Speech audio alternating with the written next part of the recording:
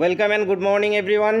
আজকের অঙ্কের ক্লাসে 10টি ইম্পর্টেন্ট কোশ্চেন থাকছে। প্রতিটি কোশ্চেনই তোমাদের আপকামিং পুলিশের এক্সাম, ডাব্লিউবিপি, কেপি, এর সঙ্গে সঙ্গে এসএসসি, গ্রুপ সি এবং গ্রুপ ডি এক্সামের জন্য ভেরি ভেরি ভেরি ইম্পর্টেন্ট। তো ক্লাসটা মন দিয়ে শেষ পর্যন্ত দেখতে থাকো এবং চ্যানেলে যারা প্রথমবার ভিজিট করছো অবশ্যই ভিডিওকে একটি লাইক করে দেবে। চ্যানেলকে যারা সাবস্ক্রাইব করে রাখো অবশ্যই সাবস্ক্রাইব করে নেবে। প্রিভিয়াস ক্লাসগুলো সুন্দর করে প্লেলিস্ট করা আছে, প্লেলিস্ট ভিজিট করে সেই ক্লাসগুলোকে অবশ্যই কিন্তু দেখে নেবে। প্রথম প্রশ্নটা আমাদের কী আছে দেখো, ফার্স্ট কোশ্চেন, 4 অঙ্কের কোন ক্ষুদ্রতম সংখ্যা 2, 3, 5 দ্বারা আমাদের কী হবে, বিভাজ্য হবে, মানে 2, 3, 5 দ্বারা ভাগ যাবে কোন সংখ্যাটা। প্রথমে আমাদের 4 অঙ্কের ক্ষুদ্রতম সংখ্যাকে বের করতে হবে। 4 অঙ্কের ক্ষুদ্রতম সংখ্যা 1000, এটা 4 অঙ্কের ক্ষুদ্রতম। 2 অঙ্কের যদি বলে তাহলে 10, মানে 2 অঙ্ক বলতে কি এই যে দুটো ডিজিট। 4 অঙ্ক বলতে কি 4টে ডিজিট, 0 একটা ডিজিট, 1 একটা ডিজিট, 0 একটা, 0 0 এই। তারপরে 5 অঙ্কের যদি বলে তাহলে কটা, একটা 1, 5টা 0। ঠিক একইভাবে 4 অঙ্কের বৃহত্তম সংখ্যা তাহলে সেটা কি 4টে 9, এভাবে আমাদের হয়ে থাকে। এটা হয়ে গেল আমাদের কি ক্ষুদ্রতম সংখ্যা। এবার কি বলেছে, ক্ষুদ্রতম সংখ্যাটা 2, 3 এবং 5 দ্বারা বিভাজ্য হবে। বিভাজ্য হওয়া মানে কি ভাগ যাবে, তার মানে 2, 3, 5 দ্বারা ভাগ যাবে। এটা দিয়ে ভাগ যাওয়া মানে আমি বলতে পারি এদের লসাগু দিয়েও ভাগ যাবে। এদের লসাগুটা কত হয়ে যাবে, 3 5 15, 15 দুগুণে 30, মানে সংখ্যাটা 30 দিয়ে ভাগ যাবে। তাহলে আমরা সংখ্যাটা 30 দিয়ে ভাগ যাচ্ছে কি না সেটা তো আমরা প্রথমে বের করতে হবে। তো প্রথমে আমরা 30 দিয়ে ভাগ করে দেখি। 30 দিয়ে 3 30 সঙ্গে আমাদের কত বসে যাবে, 90। তাহলে এখানে কত, 10। আর একটা এখান থেকে কি 0 নিচে নেমে আসলো। তারপর আবার কি 3 30 90। আমাদের দেখো কিন্তু ভাগ গেল না, এক্স্যাক্টলি ভাগ গেল না, 10 একটা কি অবশিষ্ট থেকে গেল। তো এই যে 10 অবশিষ্ট থেকে গেল, এটাকে আমরা দুটো মানে অবশিষ্ট থাকা চলবে না, দুটো পদ্ধতিতে এখান থেকে আমরা এটাকে অবশিষ্ট না করতে পারি। একটা হলো গিয়ে -10 করে নিতে পারি। -10 করে নিলে আমাদের 0 হয়ে যাবে। তো অঙ্কের ক্ষেত্রে তো আমরা যে কোনো জায়গা থেকে শুধু শুধু মাইনাস করতে পারবো না। কোথাও মাইনাস করতে গেলে সেটা অ্যাডজাস্ট করতে হবে, কোথাও প্লাস করে, কোথাও প্লাস করে সেটাকে অ্যাডজাস্ট করতে হবে। এইখান থেকে মাইনাস করা মানে আলটিমেটলি কি, এখানে যে অবশিষ্ট আসছে এটা মাইনাস করা মানে কি, এটা মাইনাস করা মানে এখানেও মাইনাস হচ্ছে। কোথাও অ্যাডজাস্ট করার জন্য কোনো মাইনাস হবে বা প্লাস হবে। দেখো এখানে যদি 10 বাদ দিতে হয় তাহলে কি আলটিমেটলি আমাদের এখান থেকে তো 10 বাদ দিতে হবে, এই 1000টা থেকে। এই 1000টা থেকে যদি আমরা 10 বাদ দিয়ে দিই তাহলে সেটা কত এসে যাবে, 990 চলে আসবে, 990 আসবে। এবার যে 990 আসলো, এই 990টা কি আর 4 অঙ্কের ক্ষুদ্রতম সংখ্যা থাকলো, সেটা আর কিন্তু 4 অঙ্কের থাকলো না। সেটা কত এসে গেল, 3 অঙ্ক এসে গেছে। দেখো 3টে ডিজিট আছে, 3 অঙ্ক এসে গেছে। তাহলে এটা আমরা করতে পারবো না। তাহলে আর একটা কী করতে পারি, আর একটা জিনিস করতে পারি, এখানে আমরা +20 যোগ করে দিতে পারি। 20 যোগ করে দিলে কত এসে যাবে, 30 এসে যাবে। তারপরে কী করবো আমরা, 30 একে আর একটা দিয়ে দেবো 30, এভাবেই দিয়ে দেবো। বা 30 একে 30 তো দেওয়া যাবে না, এখানে 4 30 সঙ্গে আমরা করবো, 3 দিয়ে আর না করে 4 30 সঙ্গে 120 করে দেবো, বা 110 চলে আসবে এখান থেকে। তার মানে কি +20 করতে পারি। তো এখানে +20 করা মানে কি, এই যে 1000টা ছিল এই 1000টার সঙ্গে +20 একটা করতে হবে, মানে 1020। বা বলতে পারি সবসময় তো আমরা বুঝতে পারবো না যে কোথায় 20 যোগ, মানে কখন 20 যোগ করবো। এখানে হয়তো নাম্বারটা 273 থাকতো, নিচে যদি আমাদের 93 থাকতো, তাহলে কত যোগ করবো, কী করে বের করবে। সিম্পলি এগুলো করার দরকার নেই। এই যে 10 আছে এইটা, এই যে যেটা দিয়ে ভাগ করছো এবং যে অবশিষ্ট আসছে, এই দুটোর মধ্যে যে ডিফারেন্স বা যেটা মাইনাস হবে, যেটা ডিফারেন্স হবে, সেই ডিফারেন্সটা এখানে আমাদের কী হবে, যোগ হবে। ক্ষুদ্রতম সংখ্যার ক্ষেত্রে আমাদের যোগ হবে, বৃহত্তম সংখ্যার ক্ষেত্রে আমাদের বিয়োগ হবে। তো কখন যোগ হবে বিয়োগ হবে সেটা তো মনে থাকে না, সেই জন্য একদম ডিটেলসে বলে দিলাম। তো এরপর থেকে আশা করছি কোনো ভুল হবে না। বৃহত্তম দিক বা ক্ষুদ্রতম দিক কখন যোগ হবে কখন বিয়োগ হবে, এখান থেকেই তুমি বুঝতে পেরে যাবে। যদি আমরা এটাকে বিয়োগ করে দিই, বিয়োগ করে দিলে তো সংখ্যাটা আর 4 অঙ্কের থাকছে না, সেটা 3 অঙ্কের হয়ে যাচ্ছে। কিংবা এখানে তাহলে আমাদের কী করতে হবে, এখানে যোগ করতে হবে। ঠিক আছে, তাহলে এখানে কত যোগ করবো আমরা, এই দুটোর মধ্যে ডিফারেন্স কত, 20, 20 যোগ করবো। তার মানে কত আসবে, 1020। 1020 সংখ্যাটা সেই ক্ষুদ্রতম সংখ্যা যেই সংখ্যাটা 2, 3, 5 দ্বারা ভাগ যাবে। দেখো এই সংখ্যাটা 2 দিয়েও ভাগ যাবে, 3 দিয়েও ভাগ যাবে, 5 দিয়েও ভাগ যাবে। অ্যান্সার হবে অপশান বি। পরের প্রশ্ন দেখো, 4500 টাকা এবিসি এর মধ্যে 2:3:4 অনুপাতে ভাগ করা হলে সি কত টাকা পাবে। টোটাল টাকাটা কত, 4500 টাকা। এই যে 4500 টাকা, এইখান থেকে আমাদের সি এর পরিমাণটা কত, সি এর অনুপাতটাকে নিয়ে নাও। সি এর অনুপাতটা উপরে চলে যাবে 4, ডিভাইড বাই হয়ে যাবে সবগুলোর যোগফল। টোটাল টাকাটা এত, তাহলে সবগুলোর যোগফল এসে যাবে কত, 9। 9 দিয়ে এটাকে কাটো, 5 লং 45, তারপরে 0 0, তারপরে 4 5 20, 2000, 2000 টাকা সি পাবে। এই প্রশ্নটা এখানে সিকে না বলে যদি আমাদের বিকে বলতো তাহলে কী করতো, এই যে 4-এর জায়গাটায়, এই 4-এর জায়গাটায় শুধু এখানে 3 বসে যেত। এর কথা যদি বের করতে বলতো তাহলে 2 বসে যেত এখানে, বাকিগুলো কি সেম থাকতো। তাহলে 2000 টাকা, এখান থেকে উত্তর অপশান সি। পরবর্তী প্রশ্ন দেখো, নেক্সট কোশ্চেন। 160 কিলোমিটার পথের 120 কিমি পথ একটি ট্রেন 80 কিলোমিটার পার ঘন্টা বেগে এবং বাকি পথ 40 কিলোমিটার পার ঘন্টা বেগে অতিক্রম করে। সমগ্র যাত্রাপথে তার গড় গতিবেগ কত সেটি নির্ণয় করতে হবে। ক্লাসকে সকলে অবশ্যই লাইক করবে এবং বন্ধুদের সঙ্গে অবশ্যই শেয়ার করবে। তাহলে কি বলেছে, গড় গতিবেগ। গড় যে কোনো ক্ষেত্রে গড় যদি বের করতে হয় তাহলে গড়ের ক্ষেত্রে আমাদের কি টোটাল উপরে থাকবে, নিচে আমাদের কি এসে যাবে, এখানে গড় গতিবেগ যেহেতু বলেছে টোটাল আমাদের কি উপরে টোটাল থাকবে, টোটাল সংখ্যাগুলো আমাদের কি নিচে চলে আসে, কতগুলো সংখ্যা হচ্ছে। গড় গতিবেগের ক্ষেত্রে হয়ে যাবে, গতিবেগ আমাদের কি হয়, স্পিড ইজিক্যালস টু হয় ডিস্টেন্স বাই টাইম। গড়ের ক্ষেত্রে শুধু এখানে মাথায় রাখবে ডিস্টেন্সটাকে কী করে দেবে, টোটাল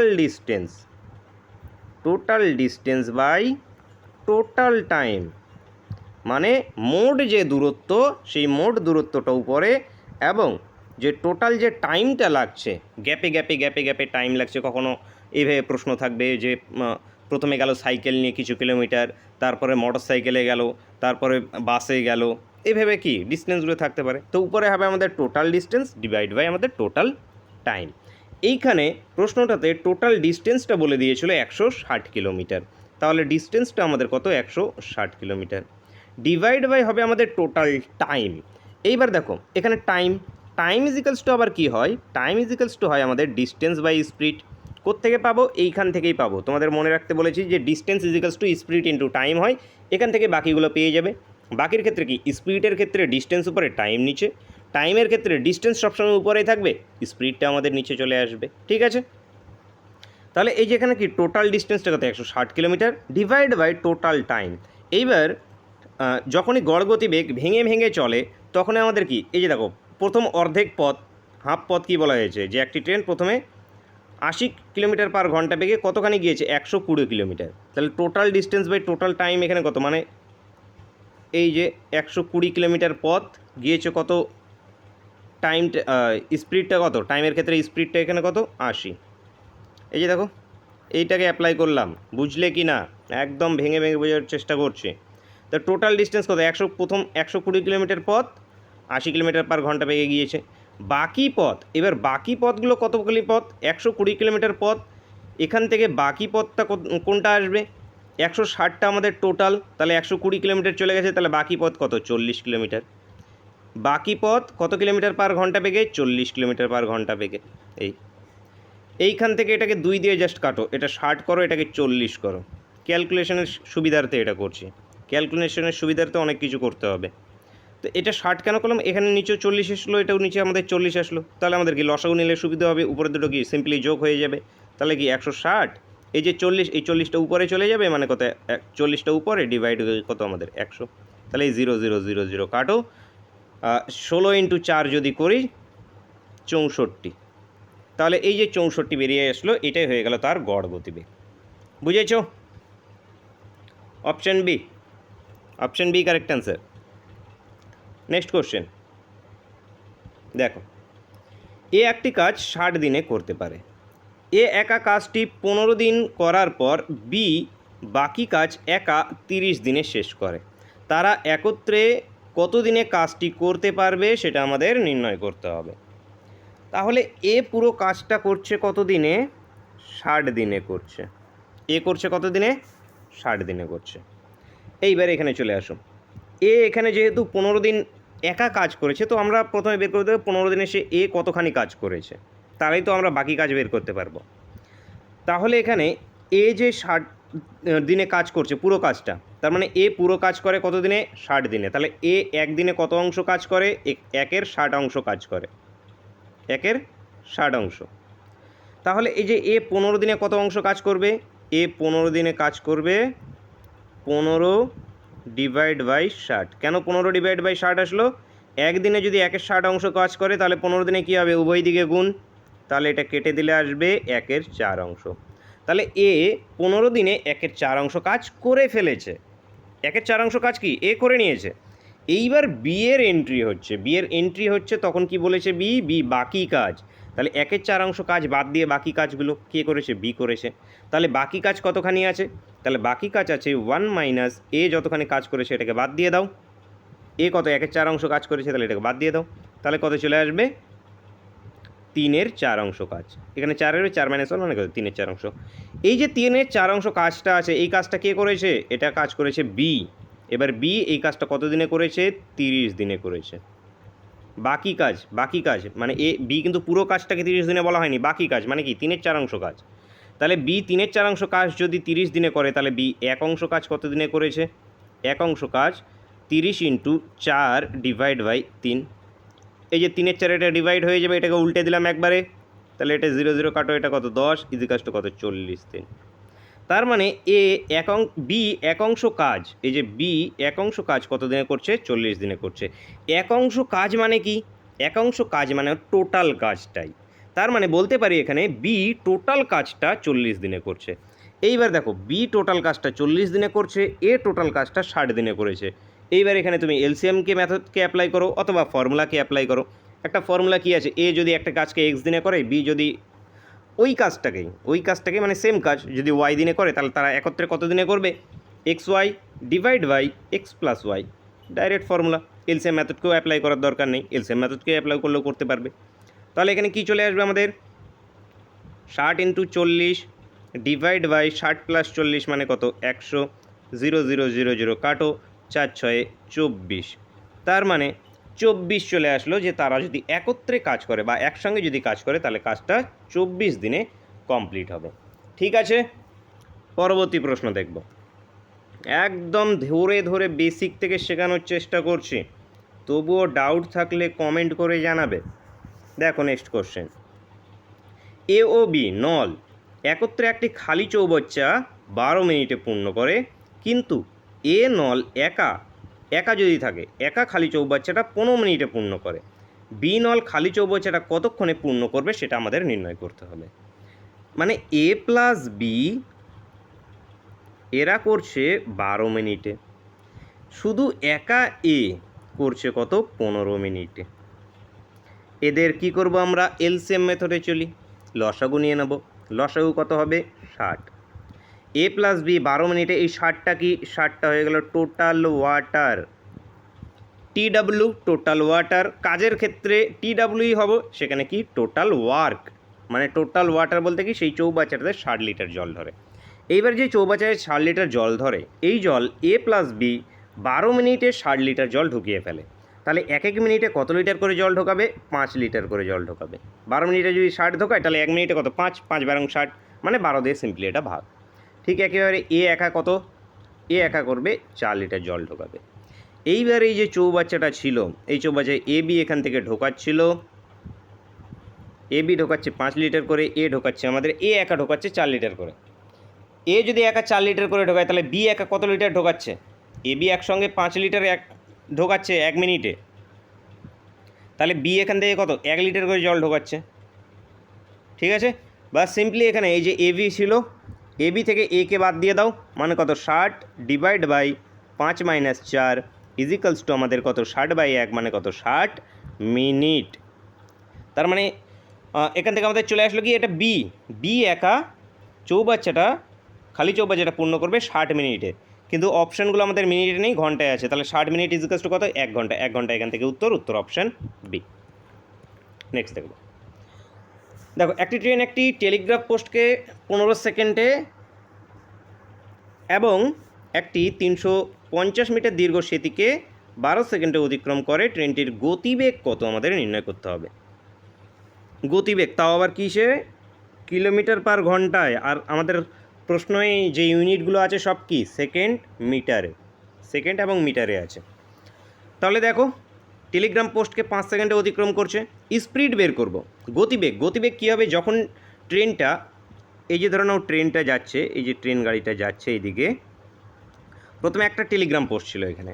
তো এই যে টেলিগ্রাম পোস্টকে যখন অতিক্রম করছে তখন যে ট্রেনের গতিবেগ ছিল এবং এখানে একটা প্ল্যাটফর্ম ছিল, এই প্ল্যাটফর্মকে যখন অতিক্রম করছিল তখন তার গতিবেগ কী ছিল? একই ছিল। তাহলে আমরা প্রথমে এই যে টেলিগ্রাম পোস্টটা অতিক্রম করছিল এখানে আমরা একটা স্পিড বের করে নেব, যে ট্রেনটার স্পিড কত আছে সেটাকে নাম দেবো স্পিড 1, এবং এই যে প্ল্যাটফর্মকে অতিক্রম করছে তখন একটা স্পিড বের করে নেব স্পিড 2। দুটোই আমাদের কি স্পিড সেম, দুটোকে স্পিড আমরা ইকুয়াল করে দেবো।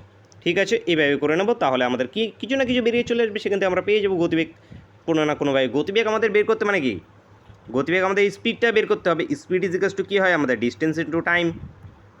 বাকিগুলোকে কোথাও না কোথাও থেকে আমরা খুঁজে বের করে নেব, দেখি খুঁজে বের করে যায় কিনা। প্রথম ক্ষেত্রে টেলিগ্রাফ পোস্টকে যখন অতিক্রম করছে তখন 5 সেকেন্ডে, টেলিগ্রাম পোস্টকে যখন অতিক্রম করে তখন আমরা কি ধরছি, ট্রেনটার যে দৈর্ঘ্য মানে টোটাল ডিস্টেন্স, ট্রেনটার দৈর্ঘ্য ধরছি আমরা এক্স মিটার। সবগুলো যেহেতু এখানে মিটার অ্যান্ড সেকেন্ডে আছে, ট্রেনটার দৈর্ঘ্য এক্স মিটার। টেলিগ্রাম পোস্টকে যখন অতিক্রম করে তখন ট্রেনের দৈর্ঘ্য কত হবে, সেই এক্স মিটার হবে। ট্রেনের দৈর্ঘ্যটাই আমাদের কি এখানে ডিস্টেন্স হয়ে কাজ করবে। তাহলে প্রথম S1-এর ক্ষেত্রে S1 ইজ ইকুয়ালস টু কি স্পিড ইজ ইকুয়ালস টু কি ডিস্টেন্স ইনটু টাইম আমাদের। আচ্ছা, speed is equals to distance by time, distance is equals to আমাদের স্পিড ইনটু টাইম হয়। তো এখানে স্পিড ইজ ইকুয়ালস টু, এটা ভুল বললাম, speed is distance by time হবে, বাই টাইম। তো ডিস্টেন্স বাই টাইম হবে। তো স্পিড ইজ ইকুয়ালস টু প্রথম ক্ষেত্রে ডিস্টেন্সটা কত হবে এক্স, টাইমটা কত হবে 5 সেকেন্ড। দ্বিতীয় ক্ষেত্রে স্পিড 2, এখানে আমাদের ডিস্টেন্সটা কত হবে, এখানে কিন্তু ডিস্টেন্সটা হয়ে যাবে এক্স প্লাস 350। কেন 350 হচ্ছে, কারণ এইবার ট্রেনটা টেলিগ্রাম পোস্ট এখানে আমাদের সেতুকে অতিক্রম করছে। যখনই সেতু নদীকে প্ল্যাটফর্মকে অতিক্রম করবে তখন ট্রেনের দৈর্ঘ্য প্লাস যেটা দেওয়া থাকবে সেটার দৈর্ঘ্য ইজ ইকুয়ালস টু হবে আমাদের ডিস্টেন্স। তো ডিস্টেন্স বাই দ্বিতীয় ক্ষেত্রে টাইম কত 12 সেকেন্ড। দুটোকে এবার ক্যালকুলেট করে এক্সের ভ্যালুটা বের করে নেই। এক্সের ভ্যালু এখান থেকে যদি বের করি তাহলে 12x, এদিকে চলে আসলে 5x মানে ইজ ইকুয়ালস টু কত 7x। এটা ইজ ইকুয়ালস টু 5 দিয়ে এটাকে যদি গুণ করি 5 0 0, 5 5 25, 5 হাতে 2 হয়ে গেল 17, 1750। তাহলে এক্সের ভ্যালুটা কত আসবে, 7 দিয়ে কাটলে 7 2 14, 5 7 35, 250। এক্সের ভ্যালুটা আসলো কত 250 কি মিটার, 250 কি মিটার। এটা হয়ে গেল কি তার দৈর্ঘ্য, ট্রেনটার দৈর্ঘ্য। এবার এখান থেকে আমাদের ট্রেনটার দৈর্ঘ্য তো চাওয়া হয়নি, আমাদের তো চেয়েছে গতিবেগ। তাহলে গতিবেগ কোথায় পাবো, গতিবেগ বের করার জন্য আমাদের দুটো জায়গা আছে, এটাও আমাদের গতিবেগ হয়, এইটাও আমাদের গতিবেগ, মানে x/5 এটাও গতিবেগ, x প্লাস 350/12 এটাও আমাদের গতিবেগ। তাহলে যে কোনো একটাতে মান বসিয়ে দাও। আমি প্রথমটা ইজি বসানো, এটাতেই মান বসাচ্ছি, মানে S1 এটা ইজ ইকুয়ালস টু কত 250 ডিভাইড বাই 5, তাহলে কত 5 5 25, 50 মিটার পার সেকেন্ড। ইউনিটটা এসছে কিন্তু মিটার পার সেকেন্ডে, কারণ এটা মিটার ছিল এবং এখানে সেকেন্ড ছিল। এটাকে আমাদের কনভার্ট করতে হবে কিলোমিটার পার ঘন্টায়। কিলোমিটার পার ঘন্টায় মিটার পার সেকেন্ডকে যদি কনভার্ট করতে হয় তাহলে আমরা কি করব, 18/5 দিয়ে গুণ করব। 18/5 দিয়ে গুণ করলে এটা কেটে 10 হয়ে যাবে, মানে আসবে 180। 180 এখান থেকে উত্তর হবে অপশান সি। অপশান সি এখান থেকে কারেক্ট অ্যান্সার। নেক্সট কোশ্চেন, একটি পরীক্ষায় 310 নম্বর পেলে উত্তীর্ণ হওয়া সম্ভব। একটি ছাত্র 28% নম্বর পায় ও 93 নম্বরের জন্য ফেল করে যায়। একটি ছাত্র তবে পরীক্ষায় সর্বোচ্চ কত নম্বর পেতে পারে সেটা আমাদের নির্ণয় করতে হবে। মানে পরীক্ষায় পাস মার্ক আছে আমাদের 310, এবার তুমি 28% নাম্বার পেয়েছো এবং 93 নম্বরের জন্য ফেল করেছো, মানে তুমি যদি আর 93 নম্বর পেতে তাহলে তুমি পাস হয়ে যেতে। তাহলে এটা হয়ে গেল কি তোমাদের 5 নম্বর, এটা আমাদের 5 নম্বর, এবং প্রশ্নও একটা 5 নম্বর কত দেওয়া আছে মিনিমাম উত্তীর্ণ নম্বর, মানে এটাও কি 5 নম্বর, তার মানে দুটো ইকুয়াল, এটা ইজ ইকুয়ালস টু এত। তাহলে এখান থেকে 28% ইজ ইকুয়ালস টু কত 93, এখান থেকে বাদ দিয়ে দাও, তাহলে 217। 330 থেকে 93 বাদ দিলে আমাদের 217 হবে, তো 217। এবার 28%-এর ভ্যালু কত আমাদের 217।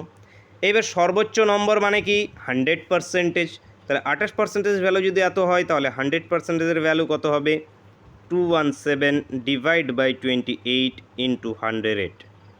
ক্যালকুলেট করো, 7 দিয়ে কাটো, 3 7 21, 7 1 7, 4 7 28, 20 দিয়ে 4 দিয়ে ডাইরেক্ট কাটো, এটা 25, তাহলে 25 × 31 যদি করি, 25 একে 25 5, হাতে 2, 3 25 75 আর 2 77, তার মানে 775, 775, সর্বোচ্চ নম্বর 775, অ্যান্সার অপশান সি।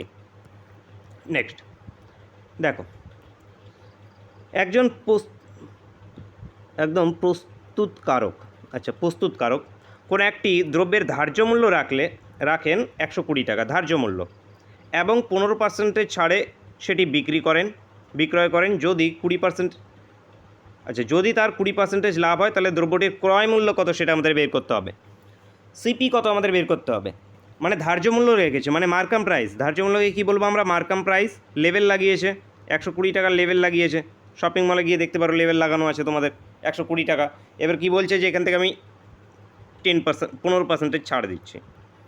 এবার 15% ছাড় দিয়ে সে বলছে কি, সেটা তুমি কিন্তু জানো না, সে দোকানদার ঠিকই জানে যে আমি যদি এটার উপরে 15% ছাড় দিই তাহলে আমি যে কিনেছিলাম সিপি 100 টাকায় কিনেছিলাম বস্তুটাকে, বা 100% কিনেছিলাম, এটার থেকেও আমার লাভ হবে কত, 20%। এইটার থেকেও আমাদের 20% লাভ হয়ে সেটা হবে কি selling price. Selling price equal to selling প্রাইসটা কত, এটার থেকে 25% প্লাস এবং মার্কাম প্রাইসের থেকে আমাদের 15% কম। তো আমরা এই সিপিটাকে তো ডাইরেক্ট আগে ক্যালকুলেট করতে পারবো না, এটা আমাদের সিপিটা বের করতে হবে, 100% এটা বের করতে হবে। তাহলে আমরা কি ক্যালকুলেট করব, এই যে 120 আছে, 120 ডাটাটা আমাদের দেওয়া আছে, এখান থেকে 15% আমরা মাইনাস করে দেখি। তাহলে এখান থেকে 15% যদি আমরা মাইনাস করি তাহলে 120 15% বের করে নাও, মানে কি নেগেটিভ যেহেতু 15% তো 85% বের করছি, ডিভাইড বাই 100, 0 0 কাটলো, 5 17 আমাদের 5 দিয়ে যদি কাটি 3 5 আচ্ছা 5 1 5, 35, 5 7 35, হ্যাঁ 5 17 85, এটা আমাদের 2, এইটার সঙ্গে যদি এটা কাটি তাহলে এটা কত আমাদের 6, তাহলে 42 2 102, মানে দ্রব্যটা বিক্রি হচ্ছে ক টাকায়, 102 টাকায়। 102 টাকায় দ্রব্যটি বিক্রি হচ্ছে, ঠিক আছে। এইবার এখান থেকে তাহলে আমাদের কেনা দাম, ক্রয় মূল্যটা কত, এই যে 102 টাকায় যেটা বিক্রি হচ্ছে সেটা আমাদের কি, সেটা আবার কেনা দামের 100, মানে কেনা দামের থেকে তার 20% লাভ যখন হচ্ছে, কেনা দামের থেকে যখন 20% লাভ হচ্ছে তখন সেটি 102 টাকায় বিক্রি হচ্ছে। তাহলে এখানে অপশানগুলোর থেকে ডাইরেক্ট 20% বের করে নিয়ে করতে পারো, অথবা কী করবে, কেনা দাম আমাদের কত 100%, 100 টাকা কেনা ধরবেন 100%, এই 100%-এর উপরে 20% এক্সট্রাই বিক্রি হচ্ছে, মানে কি 120%-এ বিক্রি হচ্ছে। 120%-এর ভ্যালু 102 টাকা, তাহলে 100%-এর ভ্যালু ক টাকা আমাদের বের করো, 102 ডিভাইড বাই আমাদের 120 ইন্টু আমাদের 100, ক্যালকুলেট করো, 0 0 কাটো এখান থেকে, 6 1 6, 42 আছে আমাদের, 6 7 42, ডাইরেক্ট 6 দিয়ে কাটলাম, তাহলে এখানে 2 পড়ে থাকলো, 2 দিয়ে এখানে কাটো, এটা 5 5 17 আমাদের কত হবে 85, মানে 85 টাকা। মানে অ্যাকচুয়ালি সে দোকানদার কিনেছিল 85 টাকায়, তোমার কাছে বিক্রি করলো কত টাকায়, 102 টাকায়। মানে 85 টাকায় কিনে এনেছিল, কিনে এনে সে লেভেল লাগিয়েছে 120 টাকার, 120 টাকার উপরে আবার 5% ছাড় দিচ্ছে, ছাড় দেওয়ার পরে সে 102 টাকায় বিক্রি করছে, তারপরও সে কত 85 টাকার উপরে লাভ করে নিচ্ছে এত কিছু। তাহলে দেখতে পাচ্ছ কীভাবে দোকানদাররা লাভ করে। নেক্সট চলো দেখো, 800 টাকা নির্দিষ্ট সরল সুদ হারে 3 বছরের, আচ্ছা 3 বছরে হয় কত 956 টাকা, সুদের হার 4% বেড়ে গেলে 800 টাকার 3 বছরে কত টাকা সুদ হবে আমাদের বের করতে হবে। আচ্ছা 800 টাকা 3 বছরে কত টাকা হবে সুদ বের করতে হবে না, আমাদের সুদ আসলটাই বের করতে হবে এখান থেকে। তাহলে 800 টাকা কত পরিণত হচ্ছে, 800 টাকা পরিণত হচ্ছে আমাদের 956 টাকায়, তাহলে এক্সট্রা কত টাকা বাড়লো এখানে, দুটোর মধ্যে ডিফারেন্স, মানে কত 156 টাকা। এই যে এক্সট্রা 156 টাকা বাড়লো, এটা কি, এটা তো আমাদের সুদ, এটা আয়, এটা আমাদের কি সুদ। এবার সুদ ইজিকাস টু কি 156, সুদ ইজিকাস টু কী হয় আমাদের PRT/100, প্রিন্সিপাল কত 800 টাকা, আর রেট অফ ইন্টারেস্ট আমাদের বের করব টি 3 বছর ডিভাইড বাই যে 100, 0 0 কাটো এখান থেকে, 8 দিয়ে কাটলে আমাদের ডাইরেক্ট কাটবো এখানে 8 একে 8, 9 10 11 12 13 14 15, তাহলে আমাদের চলে আসছে 76। আচ্ছা 76, 8 একে 8, 9 10 11 12 13 14 15, 76 কাটবে না। আচ্ছা 3 দিয়ে কাটো, 3 5 15, 3 দুগুণে 6, এটা 3 দিয়ে কাটো 52 তাহলে। এবার কত 4 দিয়ে কাটো, 4 দিয়ে কাটলে এটা 4 দুগুণে 8, 4 দিয়ে কাটলে 4 কে 4, 3 4 12, 13, 13/2 মানে রেট অফ ইন্টারেস্টটা কত চলে আসলো আমাদের 6.5, 13/2 মানে কত 6.5 রেট অফ ইন্টারেস্ট। এবার কি বলেছিল যে সুদের হার 4% বেড়ে যায়, মানে দ্বিতীয় ক্ষেত্রে আমাদের সুদটা কত হচ্ছে, রেট অফ ইন্টারেস্টটা কত এসে যাচ্ছে, এটাকে R1 নাম দিচ্ছি, রেট অফ ইন্টারেস্টে যখন চলে আসছে কত 6.5, এবং এখানে কি বলেছে যে আরও আগে কি আমাদের এখানে রেট অফ ইন্টারেস্ট ছিল 6.5, কিন্তু এখন আরও বেড়ে যাচ্ছে কত 4%, প্লাস করে দাও 4%, তাহলে এটা ইকুয়াল টু কত এসে যাবে আমাদের 10.5%। নতুন ক্ষেত্রে রেট অফ ইন্টারেস্টটা কত হচ্ছে 10.5%। ঠিক আছে, এবার এখান থেকে আমাদের কী বের করতে হবে, এই যে যদি 10.5% হয় তাহলে আমাদের কত টাকা হবে, সেটা এই 800 টাকাটাই আমাদের কত টাকা হবে। তাহলে বাকিগুলো সেমই, টাকা আমাদের কি হয় যে সুদ আসল, সে সুদ আসলে গিয়ে সুদ প্লাস আসল। এবার এখানে আমরা কি দ্বিতীয় ক্ষেত্রে সুদটা বের করে নিয়ে এবার I ইজিকাস টু কী চলে আসবে পি, সেই একই জিনিস পি, প্রিন্সিপাল কত 800 টাকা, রেট অফ ইন্টারেস্ট এখন কত এসে গেছে আমাদের 10.5, আগেটা তো রেট অফ ইন্টারেস্ট দেওয়া ছিল না, পরে আমরা কি বের করে নিলাম 10.5, ইন্টু টাইমটা কত সেই 3 বছরের জন্য ডিভাইড বাই 100, তো এই পয়েন্টটাকে যদি তুলে দিই তাহলে এখানে আর একটা 10 এসে যাবে, তাহলে এই দুটো জিরো গেল এখান থেকে, কাটাকাটি করলে 5 দিয়ে কাটলে এটা 2, 5 দিয়ে কাটলে এটা 21,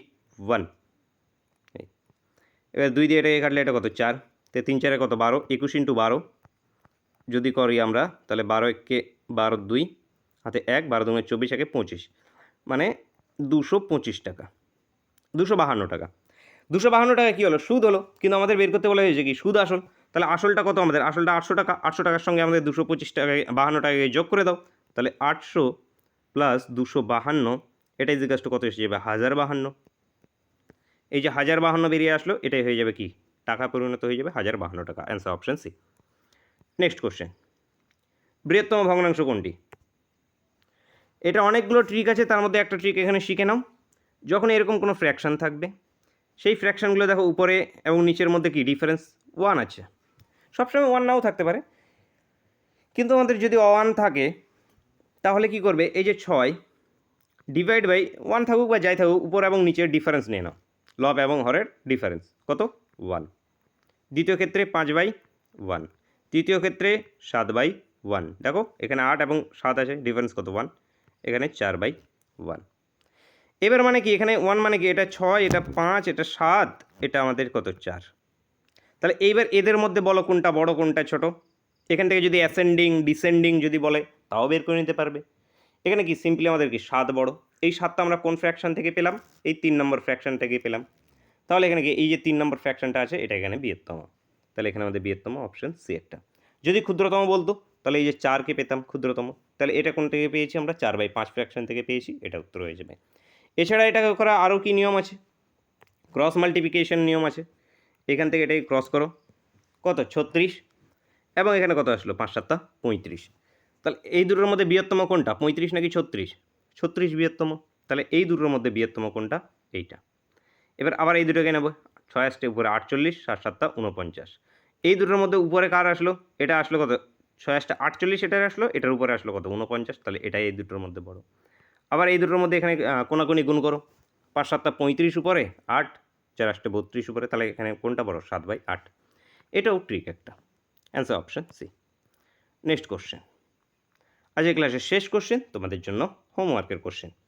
ক্লাসকে এখনও লাইক না করলে অবশ্যই একটা লাইক করে দেবে, বন্ধুদের সঙ্গে অবশ্যই শেয়ার করবে, চ্যানেলে প্রথমবার ভিজিট করলে অবশ্যই সাবস্ক্রাইব করে নেবে, সঙ্গে বেল আইকনটা ওপেন করে রাখবে, প্রতিটি ক্লাসের নোটিফিকেশন পৌঁছে যাবে। দেখো যদি পিতা ও পুত্রের বর্তমান বয়সের অনুপাত 4:1 হয় এবং গুণফল যদি হয় আমাদের 256, তবে 5 বছর পরে তাদের বয়সের অনুপাত কত হবে। প্রত্যেকে কমেন্ট করে জানাবে এর অ্যান্সার আমাদের কি বেরিয়ে আসবে। তো বন্ধুরা আজকের ক্লাসটা এই পর্যন্তই থাকছে, দেখা হচ্ছে নেক্সট ক্লাসে। Thank you for watching.